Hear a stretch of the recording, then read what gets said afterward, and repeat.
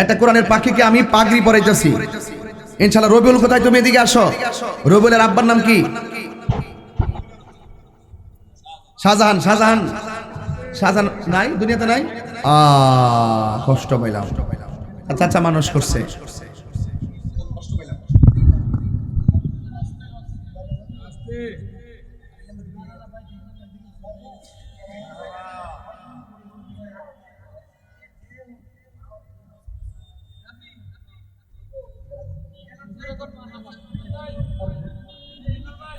হয়েছে তো হয়েছে, এটা ছেড়ে দিন, ছেড়ে দিন, ছেড়ে দিন।